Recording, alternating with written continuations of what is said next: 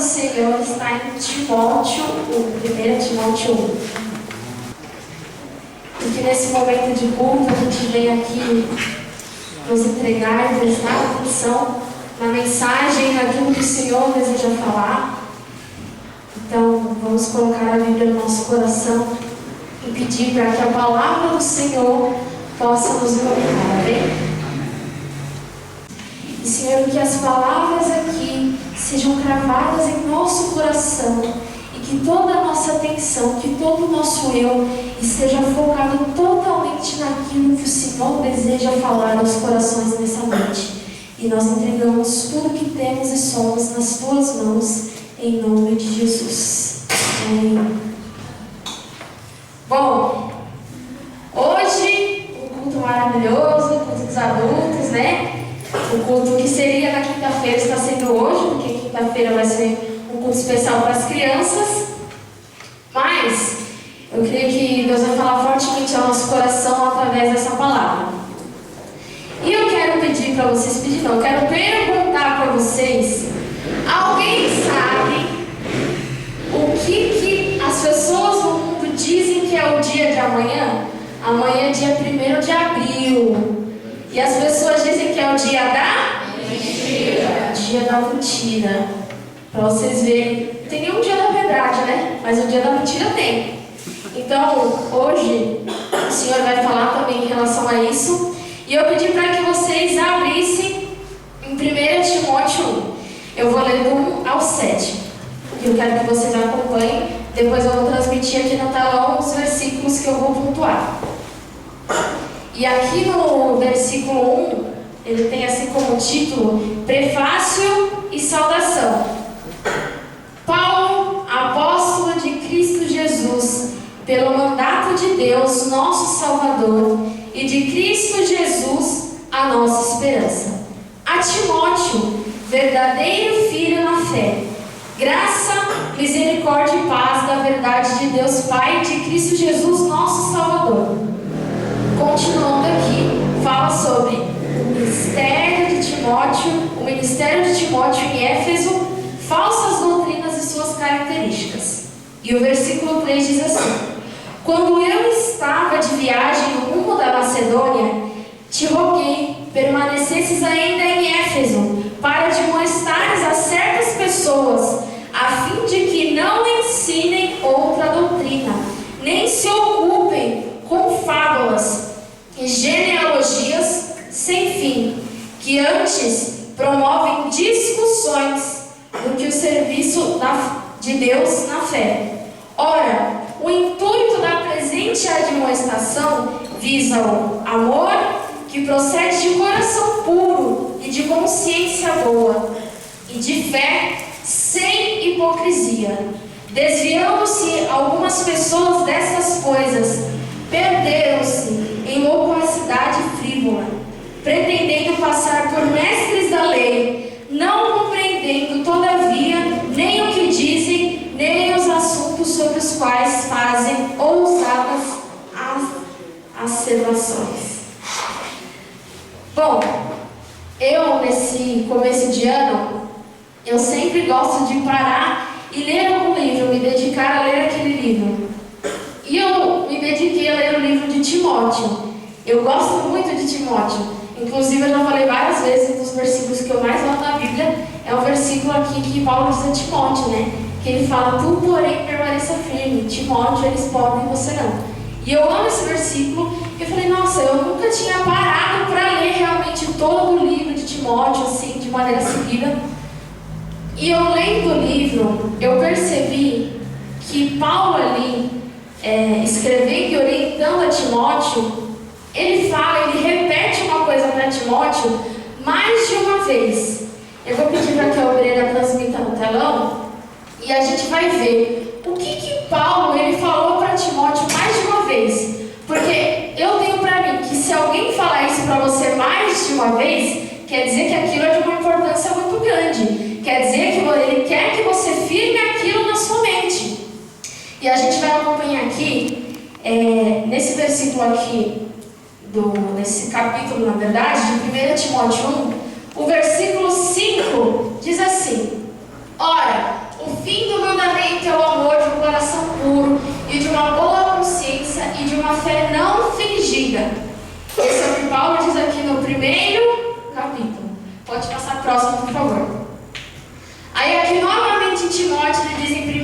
Timóteo 1, do 18 ao 19. Este mandamento te dou, meu filho Timóteo, que segundo as profecias que houve acerca de ti, milite por elas boa milícia, conservando a fé e a boa consciência, a qual alguns rejeitando fizeram naufrágio na fé. E aqui mais um versículo. Pode passar o próximo, por favor? E aqui esse último versículo que eu coloquei, ele diz assim: guardando o mistério da fé numa consciência pura. E agora eu quero perguntar para vocês, nesses versículos que eu coloquei aqui, alguém sabe me dizer sobre o que Paulo repetiu várias vezes? Tem uma coisa aqui, que Paulo falou para Timóteo, em todos esses versículos. Alguém sabe? A consciência da fé. A fé. Consciência. Era isso que eu queria que vocês enxergassem. Aqui, Paulo, ele fala muito sobre a consciência. Mas ele não fala só sobre a consciência. Pode passar para o próximo. Paulo, ele repete mais de uma vez sobre a boa consciência. E eu, quando li o livro, eu fiquei refletindo. Eu falei, nossa, por que Paulo, ele fala várias vezes sobre boa consciência? E aquilo ficou na minha cabeça.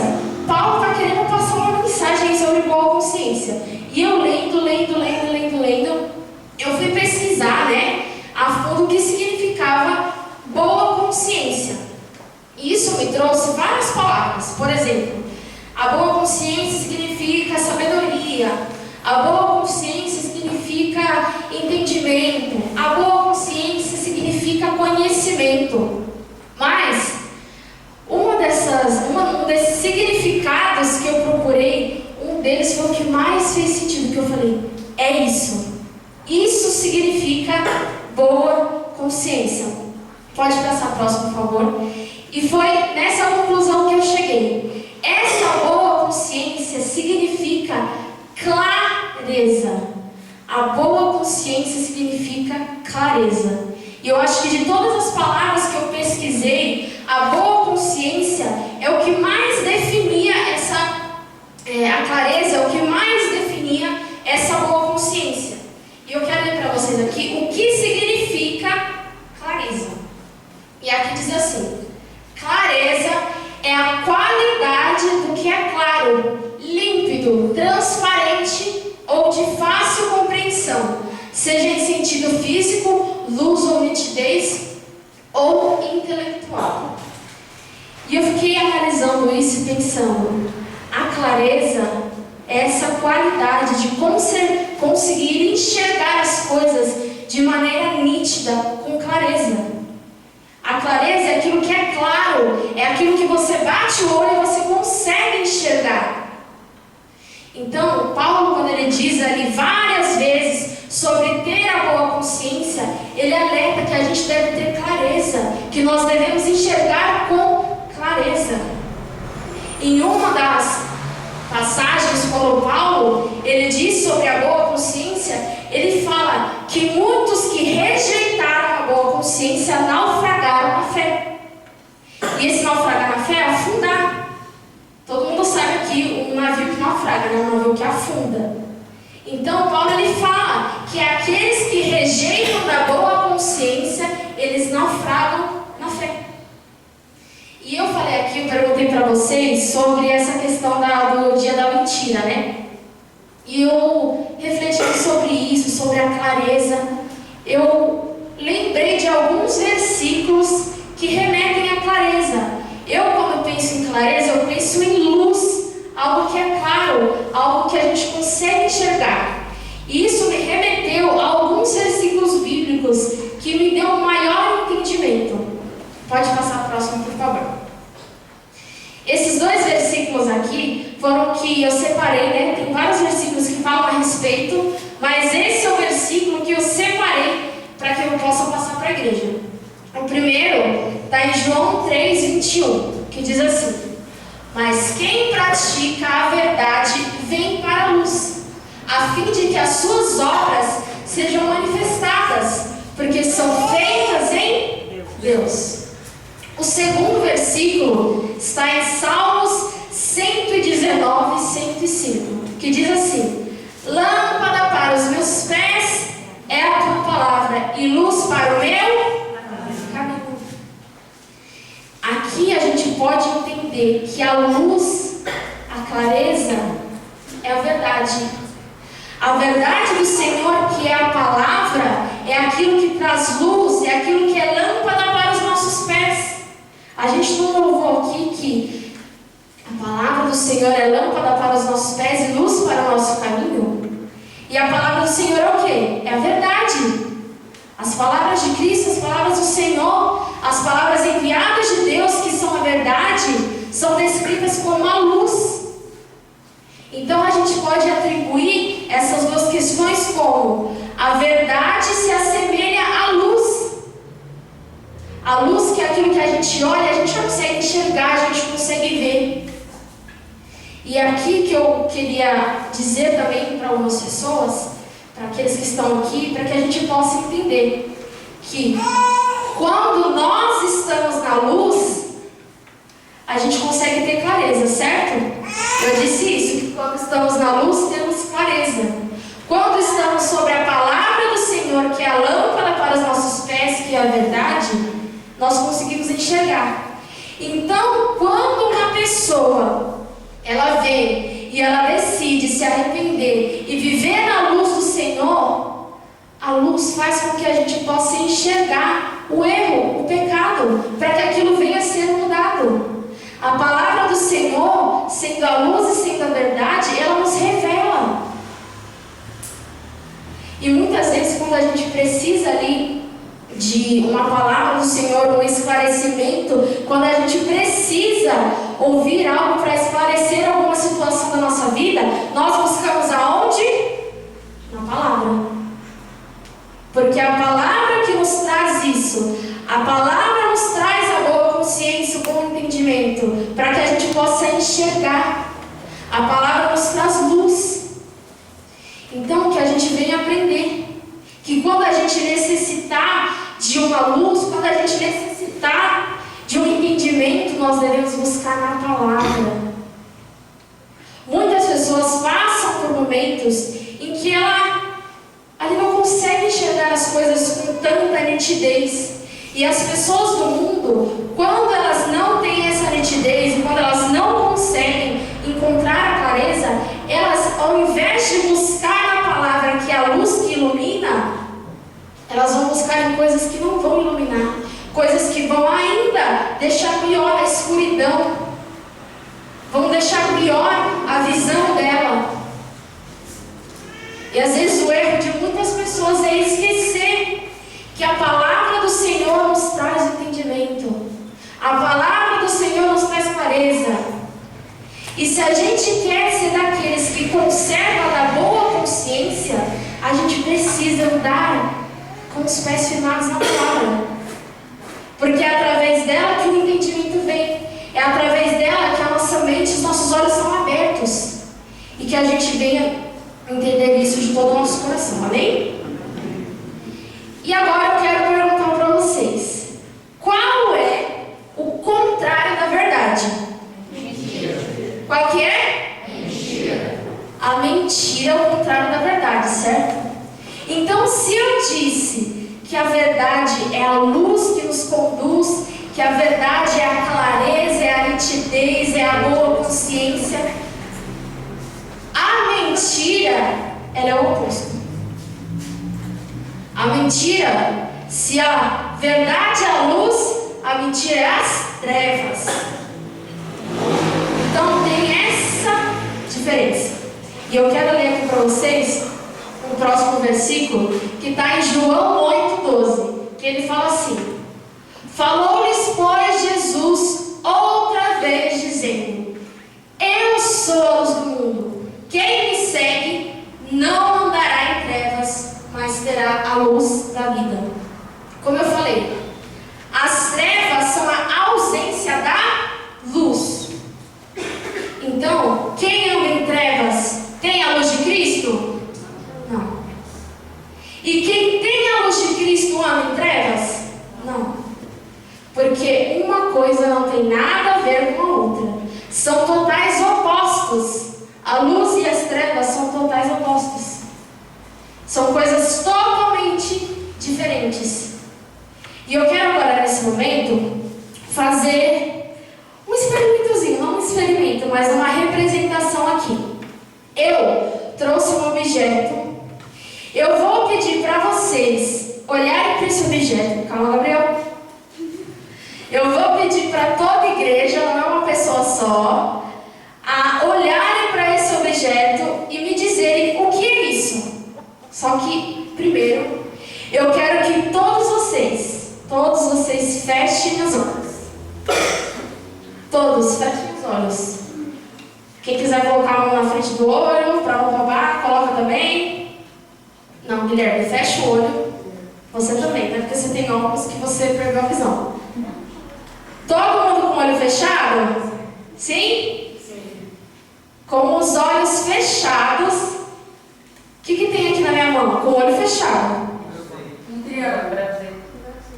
Não. Não, gente. O que tem aqui na mão? Com o olho fechado. Uma caneta. Uma folha de papel. Tapete. Não. Nada. Tá, eu vou perguntar de novo. Mas agora, eu quero que vocês abram os olhos. O que tem aqui na minha mão? Um livro. Nossa, foi tão mais fácil agora. Vocês responderam de primeira. Isso é para vocês entenderem o que é viver a verdade e viver a mentira. Se a verdade é a clareza, a luz é a escuridão. Quando nós estamos baseados na mentira, na escuridão, nas trevas, a coisa pode estar na nossa frente, mas a gente não enxerga. Aqui, quando a gente tapa os nossos olhos, é como se tivesse escuro, né? Eu não quis apagar a luz toda, mas quando a gente tapa os nossos olhos, é meio que uma escuridão. A gente não consegue enxergar nada. Assim como está escuro. Se tivesse escuro, totalmente escuro, alguém conseguiria enxergar? Não, ninguém aqui tem visão magnífica que enxerga no escuro. Ninguém conseguiria enxergar no escuro. Mas agora, com a luz acesa, com todo mundo de olhos abertos, foi fácil ver o que tinha na minha mão? Foi. E é isso que eu quero que vocês entendam. Nós cristãos devemos ser baseados e andar sobre a palavra do Senhor, porque a palavra nos traz o melhor entendimento e a boa consciência, nos faz enxergar, nos faz ver aquilo que está na nossa frente. E eu também quero passar para o próximo slide aqui. Como eu falei para vocês, a luz e as trevas é totalmente diferente uma da outra. Tanto que aqui está escrito, né? Não sei se dá para todo mundo ver porque está mais embaixo, mas aqui diz: a mentira é o total oposto da verdade.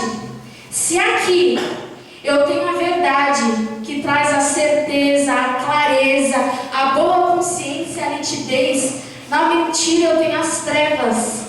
As trevas que traz escuridão, que traz a dúvida, que traz a má consciência, que traz a falta de visão. Então, o que a gente vem entender, eu quero enfatizar sobre essa questão da dúvida. Quando a gente vive sobre a palavra do Senhor, não há dúvidas. E o diabo, ele muitas vezes, ele quer pegar nesse ponto e nos causar dúvidas. De fazer a gente desviar o nosso foco. E uma das coisas que eu não coloquei aqui é que, na verdade, nós temos a luz, certo? Mas na luz nós temos foco. Nós conseguimos enxergar e ter um foco daquilo. Na mentira, não. Na mentira, além da falta de visão, você tem falta de foco. E é isso que o diabo ele quer fazer, desviar o seu foco. Ele quer você parar, fazer você parar de seguir a luz e olhar para a luz de Cristo, para você focar naquilo que são trevas, naquilo que é escuridão, naquilo que não edifica. E é isso que o diabo, ele maquina e tenta fazer com que isso seja corrompido em você, a boa consciência. E vocês viram aqui, eu trouxe esse livro para que vocês pudessem olhar e me dizer o que era, né, esse objeto. Mas eu não trouxe ele por um acaso. Esse livro é um livro interessante que eu comprei, eu comecei a ler. E esse livro se chama Cartas de um Diabo a Seu Aprendiz. E eu achei muito legal. algumas coisas que eu não tinha prestado atenção e parado para pensar. E é muito interessante porque isso me gerou um entendimento para poder passar para a igreja. E sobre essa questão, só para vocês entenderem o livro. Esse livro é como se o diabo estivesse escrevendo cartas para um diabinho que ainda está aprendendo a como ser um diabo, a como manipular as pessoas. Então, ele escreve cartas, né? Para esse vermelho, ele chama ele de vermelhinho. Ele escreve cartas para ele.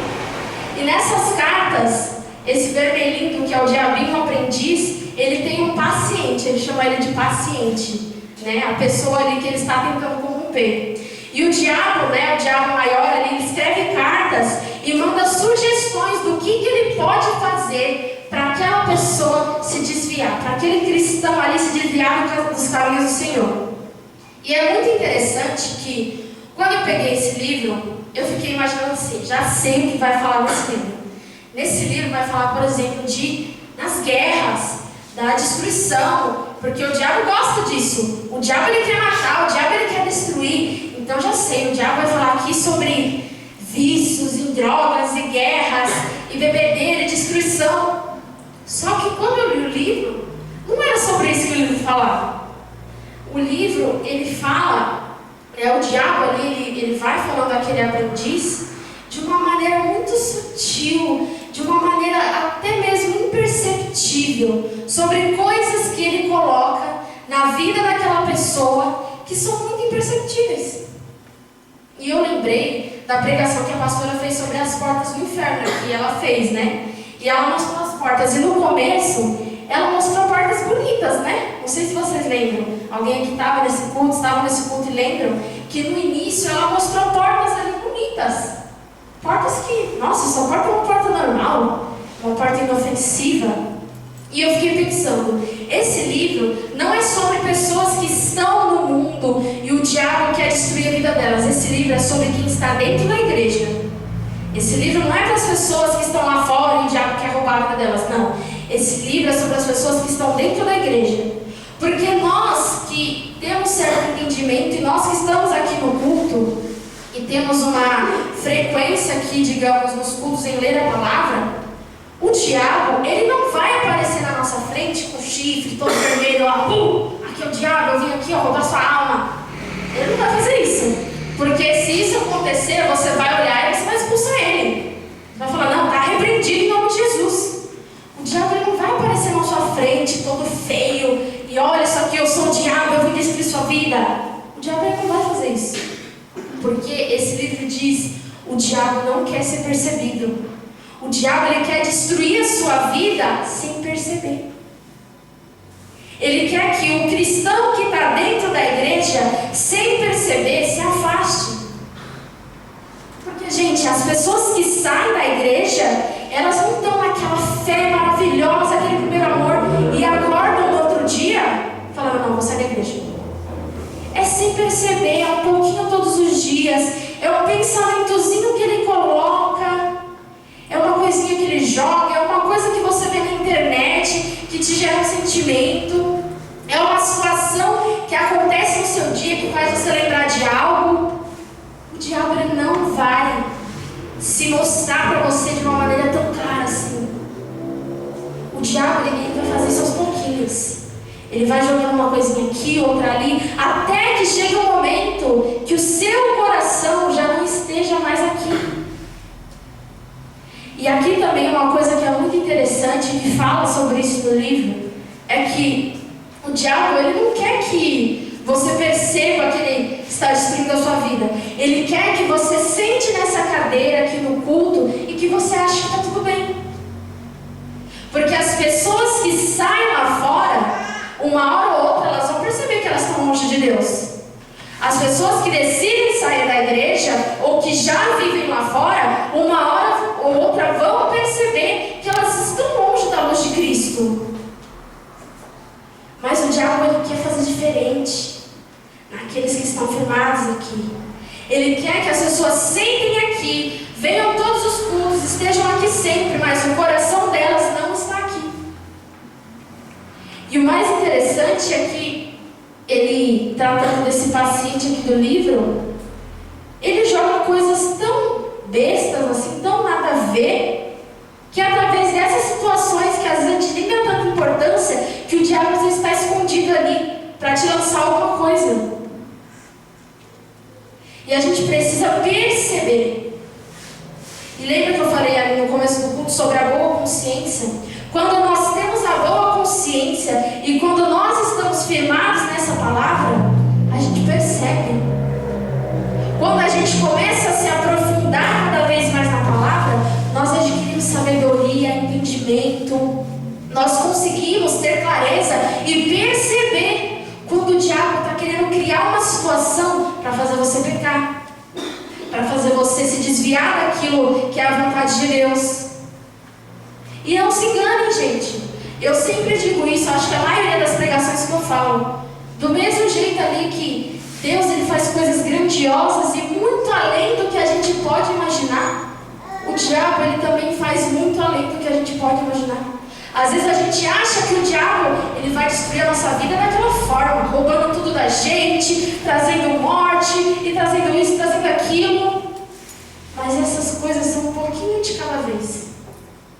É uma dosezinha por dia, é uma situaçãozinha por dia que vão acarretando coisas, gerando sentimentos que vão fazer uma hora ou outra você ser daqueles que já não estão mais com o coração e com a atenção totalmente aqui. Então que a gente venha trazer essa reflexão e entender nas nossas vidas que o diabo ele não quer ser percebido, ele quer justamente que você não perceba ele. Porque se você não perceber, ele vai poder trabalhar em silêncio. E você não vai escutar, você não vai ver, e de horas em horas ele vai destruindo aos pouquinhos. A destruição de uma pessoa não é do dia para a noite, como eu falei. Nós tivemos muitas pessoas na igreja de muita fé. Tivemos pessoas aqui que estavam no altar, tivemos pessoas que a vida delas era esse altar e que não estão mais aqui hoje. E não estão mais aqui hoje porque simplesmente acordaram um dia e não vou mais viver para Jesus. Não. Foi porque sem perceber, foi porque de maneira silenciosa o diabo foi jogando um pensamento, um sentimento, uma coisa no celular deles, uma série que ele assistiu e ficou pensando. E é assim que ele trabalha. E a gente deve tomar muito cuidado, porque hoje em dia, com a nossa tecnologia que a gente tem muito fácil acesso a qualquer coisa. E o diabo, como eu falei, ele não quer ser percebido, e o diabo ele se aproveita de qualquer coisa. Ele vai tentar se aproveitar de qualquer situação. E por isso a gente deve estar de olhos abertos, porque às vezes a gente pode pensar, mas isso não tem nada a ver. Mas uma coisa besta dessa, saiba que quando essas palavras são ditas, não tem nada a ver. Isso é uma coisa besta. Pode crer nisso, que o diabo ele vai tentar estar escondido ali, naquela coisa que você pensa que é nada a ver, naquilo que você acha que é uma coisa besta. O diabo ele vai se aproveitar. E através, por exemplo, da tecnologia, nós temos muito fácil acesso a qualquer coisa. Se eu quiser aqui, no meu celular, abrir e, por exemplo, olhar o que está acontecendo no outro lado do mundo, eu consigo ver. Porque com o celular, com a tecnologia, eu tenho acesso a qualquer coisa, e é qualquer coisa mesmo. Às vezes a gente pensa que a internet não é tudo isso, mas, gente, a internet é tudo isso sim. Então, isso é um alerta. E eu não digo só para os adolescentes, a gente alerta muito os adolescentes, né? Principalmente eles, sobre o celular. Olha, toma cuidado com o celular, toma cuidado com o que você assiste. Mas vocês, adultos também, tomem cuidado. Porque é nisso essa coisa de celular, de cair com coisa do celular, é coisa de adolescente. Essa coisa de assistir pornografia é coisa de adolescente. Essa coisa de assistir série que não tem nada a ver é coisa de adolescente. Não. O diabo ele vai usar de qualquer coisa, ele vai tentar de alguma maneira. E no fala, né, que o diabo, se possível, até mesmo enganaria os escolhidos. E como eu falei, um escolhido do Senhor vai cair numa armadilha nítida assim que o diabo vai fazer uma destruição grandiosa. Um escolhido do Senhor, ele vai olhar, ele vai enxergar, olha, isso aqui é uma armadilha, olha, isso aqui não pode. O escolhido do Senhor sabe que ele não pode, por exemplo, beber, que ele não pode fumar, que ele não pode ficar. Então o diabo ele não vai te ficar com essas coisas. O diabo ele vai fazer pequenas situações, coisas que sem perceber vai te gerar uma dúvida, coisas que sem perceber vai te gerar um sentimento ruim. E assim acontece a queda de alguém. E quando eu li sobre esse livro, é justamente sobre isso. Eram coisas tão pequenininhas que o diabo lançava para aquela pessoa. Eu falei, nossa, mas como assim? São coisas tão nada a ver isso aqui. Mas foi uma junção de coisas tão nada a ver, né? Foi uma junção disso e daquilo, e um pouquinho daquilo outro, e daquilo, até que no final, aquilo se gerou algo muito grande. E é isso que todos nós, toda a igreja, dos mais novos aos mais velhos, prestem atenção. Comecem a perceber e abrir os seus olhos. Porque muitas pessoas às vezes caem pela falta de visão, pela falta do entendimento. E se a gente quer atribuir sabedoria, atribuir conhecimento, atribuir entendimento, a gente encontra isso na palavra de Deus. É aqui que a gente encontra. Então, se você reconhece, olha, verdade, eu preciso mais de sabedoria, de conhecimento, da boa consciência, eu preciso disso. Você já sabe onde procurar. É na palavra do Senhor. Se você quer ter essa boa consciência e não perder ela, se aprofunde no Senhor. Não seja raso na presença dEle. Seja profundo, se entregue de verdade. Às vezes o diabo, uma das armas que ele usa é achar que, nossa, é muito difícil voltar para a igreja. Nossa, é muito difícil estar aqui.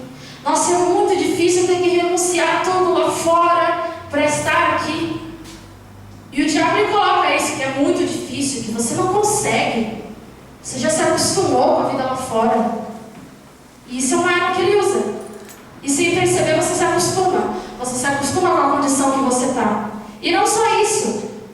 Às vezes a gente tem uma maneira de pensar. Às vezes a gente tem uma autoestima baixa, ou uma falta de controle. E a gente às vezes fala, mas é sempre assim mesmo, eu sou assim. Esse é o meu jeito, a minha personalidade, eu sou assim. E o diabo já te ganhou nisso. Porque você aceitou. O diabo ele te ganha quando você aceita. Quando você aceita algo, o diabo te ganha. Tudo que o diabo mais quer é que você se aceite. Que você aceite que você é si mesmo. Que você aceite que você não vai mudar. Mas você pensa, mas eu sempre fui assim, sabe? Essa pessoa com autoestima baixa, eu já desde criança. E quando você aceita, pronto. Já te ganhou, porque você já aceitou aquilo. E às vezes eu falo, não, eu sempre fui essa pessoa assim, explosiva, impulsiva, que grita, que briga, que não consegue fazer nada direito, eu sempre fui assim. Pronto, o diabo já te ganhou. Você já aceitou. Ah, mas eu sempre fui, por exemplo, eu sempre tive preguiça. Eu sempre fui assim, desde criança, sou preguiçoso. Você já aceitou. Então tome cuidado com isso, com se aceitar, aceitar que você é assim. Porque quando você aceita, pode ter certeza que o diabo está super feliz com a sua aceitação. Tudo o que Jesus nos fala, nos prega, a Bíblia, é sobre a redenção. Sobre o nosso Redentor. E na palavra de Deus fala que a gente precisa negar a si mesmo, tomar a nossa cruz e seguir a Ele. Ele não fala, aceite a si mesmo e me siga. Não. Ele fala, negue-se a si mesmo. Pegue a sua cruz e siga-me. É isso que o Senhor Senhor diz. Então, que a igreja possa estar alerta, de olhos abertos e aprofundado na palavra, para que o diabo ele não venha nos ganhar. Não venha nos ganhar com coisas que a gente acha nada a ver, com coisas bestas. Porque se a gente está firmado na palavra, se a gente tem o constante ato de ler, de se aprofundar, de adquirir o conhecimento que vem do Senhor, nós estaremos com olhos abertos. Por isso que a palavra do Senhor fala: vigiai e orai. Por isso que ele fala isso. Ele não fala só para a gente orar, ele fala para antes a gente vigiar. E quando nós temos dessa boa consciência, nós temos essa qualidade que é ser vigilante, que é prestar atenção. Porque aqui, como eu falei, Paulo ele diz que aqueles que rejeitaram da boa consciência naufragaram na fé. Aqueles que rejeitaram da clareza, do entendimento, do conhecimento do Senhor, naufragaram na fé. Então, que a gente venha pegar dessas palavras que estão aqui e guardar no nosso coração. E não ser só um momento aqui em que você vai ser movido pela emoção e falar: nossa, é isso aí, agora sim eu vou mudar. Agora sim. Não seja aquela pessoa que age pela emoção. Porque o diabo também gosta disso. De pessoas que não são entregues verdadeiramente, elas só agem pela emoção. Nossa, se a palavra do culto foi forte, se foi aquela oração forte, aquela pessoa sente. Nossa, é isso aí. Só que aí chega lá fora, passa. Sabe por quê? Isso é emoção. Isso não é decisão. Decisão e emoção são diferentes. Quando você decide, pode acontecer o que for. Que dentro ou fora, a sua fé vai continuar aí na palavra. E quando é emoção, quer dizer que se tudo vai bem, eu vou bem. Se as coisas começam a desandar, aí agora eu não estou mais bem.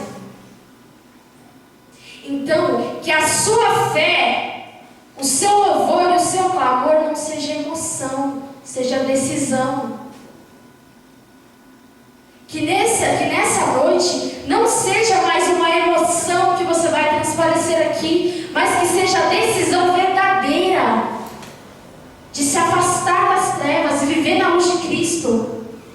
E como eu disse, quando a gente decide viver na luz, a verdade ela mostra os erros, quando algo está sujo. E assim a gente pode ser limpo. E assim a gente pode ser transformado. E assim a gente pode ser liberto. Porque, como eu disse, a verdade traz clareza. Na escuridão, se por exemplo, prestem atenção, se por exemplo, eu estivesse aqui, eu estou com uma blusa branca. Se eu estivesse aqui com a blusa toda suja, sujei, manchou de preto, graxa, café aqui. Se tivesse tudo escuro, sem luz, vocês iam enxergar a minha sujeira? Iam, gente? Não, ninguém ia enxergar. Mas se eu tivesse com a roupa toda suja, com as luzes ligadas, com a luz aqui, vocês enxergariam? Sim. Porque a luz da verdade, ela mostra o que está sujo. Ela mostra onde está o erro. Ela mostra o que precisa ser limpo, o que precisa ser mudado. Então que a gente venha a ter esse coração disposto de estar na verdade do Senhor, para que a verdade mostre aquilo que precisa ser mudado. Porque a verdade do Senhor é isso. É você olhar aquilo que precisa ser mudado em você, aquilo que estava sendo impuro, e purificar e mudar. É isso que a verdade do Senhor transmite. Isso é a verdade. E sabe, como eu falei, amanhã, o dia da mentira. E eu até brinquei no começo do culto. Nossa, tem um dia da verdade, né? E muita gente aproveita amanhã, que é o dia da mentira, para contar uma mentira. Aí contar uma mentirinha. Eu, quando estudava na escola, era assim. O dia da mentira era realmente o dia da mentira. Todo mundo mentia.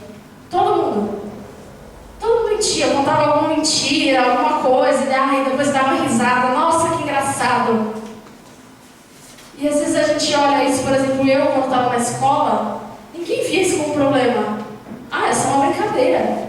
É só um dia, não tem nada a ver. E como eu falei, onde tem esse nada a ver, com certeza o diabo está lá. Olhando. E super feliz que você está achando aquilo nada a ver. Então, que pra gente, todos os dias sejam o dia da verdade. O mundo, ele tem um dia específico para o dia da mentira. Mas pra gente, não vai ser um dia específico da verdade. Todos os dias vão ser o dia da verdade. Todos os dias vão ser o dia em que a gente viverá sobre a luz de Cristo.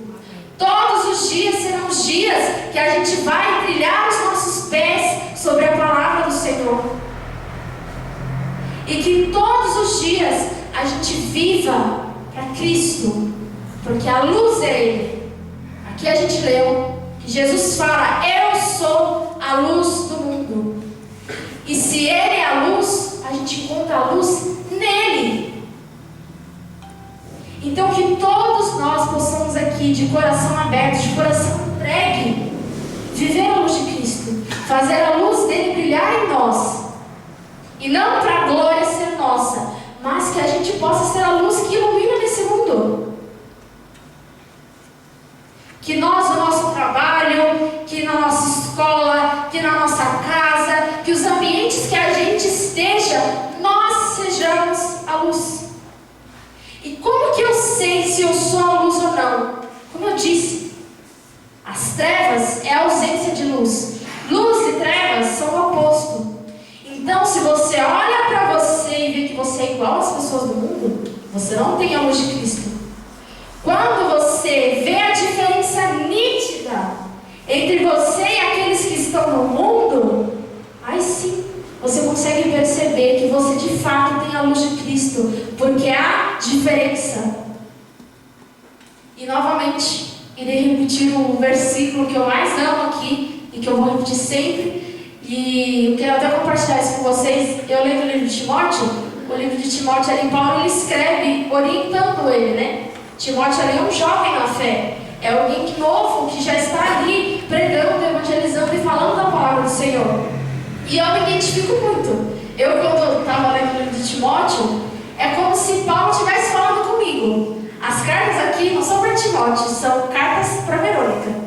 Então eu li a palavra como se Paulo estivesse me orientando, porque eu sou a jovem nova que já se dispôs aqui a estar na frente, a pregar e a falar sobre o Evangelho. Então esse versículo que fala: tu, porém, permaneças firme, eles podem, você não. Esse versículo é o versículo da minha vida agora. E eu sempre amei esse versículo, e depois aqui de ler o livro de Timóteo, eu carreguei ele mais ainda para mim. Então, que a gente venha a ser assim. Uma vez eu expliquei para vocês aqui sobre o que significa esse versículo. Sobre eles podem, você não. É sobre a diferença. A diferença é que Timóteo era luz. Timóteo era aquele que tinha clareza, aquele que tinha certeza, que tinha boa consciência, que tinha nitidez. Por isso que Paulo fala tanto para Timóteo: cuidado para que você não perca a sua boa consciência. Porque Timóteo era luz. E a luz não podia se misturar com as trevas.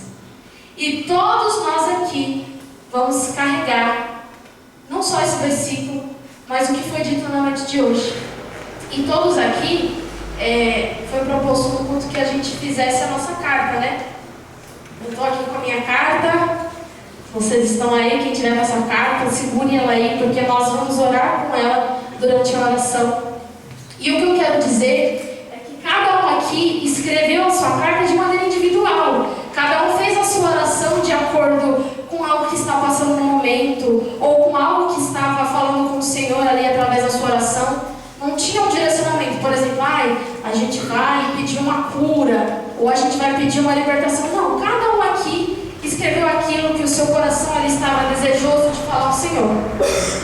Mas eu não sei o que cada um escreveu, mas eu quero que, enquanto a gente esteja orando, eu quero que vocês peguem essa carta e que, orando ao Senhor, quero que vocês peçam para que o Senhor